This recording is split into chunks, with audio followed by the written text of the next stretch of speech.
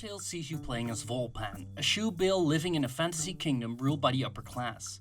As a thief, he and his companion Leo set out to steal a magical lyre that turns out to give Volpan ominous visions of the future. Using cunning, your thieving skills, combat, or a bit of tactical diplomacy, they set out to save the world in this card game adventure. The setup of Foretales approaches the card game genre from a different angle. In this game, you proceed throughout different locations by playing cards from your pre-built deck. Cards enable interaction, such as eavesdropping to learn more about locations of interest, but also pickpocketing townsfolk or foraging for food. Each playable character has their own unique set of cards that allows for a different playstyle.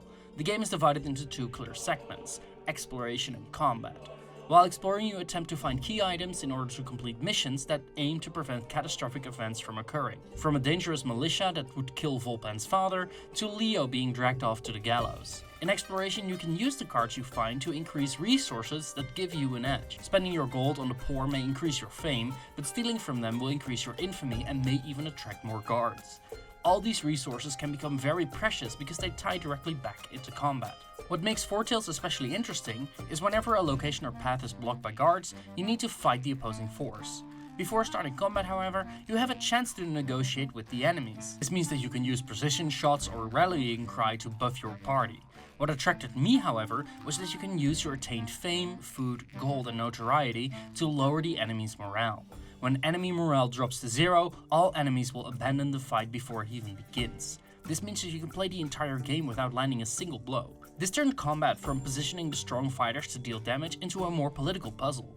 I absolutely loved using character skills to make boss battles and just by tossing coins to guards, bribing them with food, or simply using the fame I gained by helping the striking mine workers to make them stand down. I was very successful at keeping up my non-violent approach, and that made Foretales feel like a breath of fresh air compared to most other card games I've played. The characters are quite fun as well. While there's only a singular voice actor who narrates the game, thankfully this is not a case of voice of cards, and the narrator does a great job. The writing feels sharp and witty.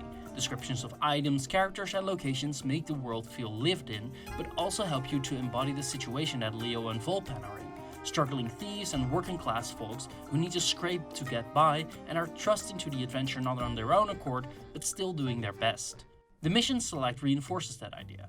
Missions have a set number of turns before their consequences influence the outcome of the events. I was too late to stop an infection spreading in one of the mines, which ended up causing the infected to destroy one of the major cities. This meant that I was unable to access several other missions. All these elements definitely promote the idea of replaying the game in a multitude of ways, with different party members and even doing different side quests. That being said, the Switch version did leave me with some gripes. The controls are finicky and will take some time getting used to. You can access different parts of the screen with the buttons, but often need to cycle through a long list of cards or select specific piles of cards you want to browse through. It is clear that this game was designed with either a mouse or a touchscreen in mind, and the transition to a controller is a bit lackluster in that aspect.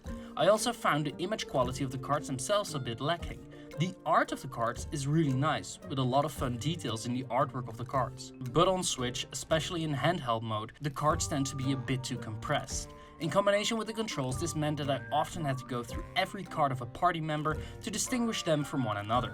It makes the play experience feel a bit cumbersome because of that. Finally, the music fits the tone and atmosphere of the game, but generally got too repetitive for my tastes. The same guitar plucking and lute strings just weren't enough to keep me engrossed, especially because you revisit quite a few locations with the same tunes. Overall, Foretales approaches the card game genre with a unique narrative approach. I found the freedom in role-playing using the card system very satisfying. I've never seen diplomacy deployed as a major card game mechanic, but it made me approach the game in radically different ways, where stealing sometimes was the right answer in order to bribe guards and avoid a confrontation. While the Switch version has a few gripes when it comes to visual fidelity and the interface, I was pleasantly surprised by the end product. If you like card games and want to play a narrative-driven game with a refreshing approach, Foretales may just be exactly what you are looking for.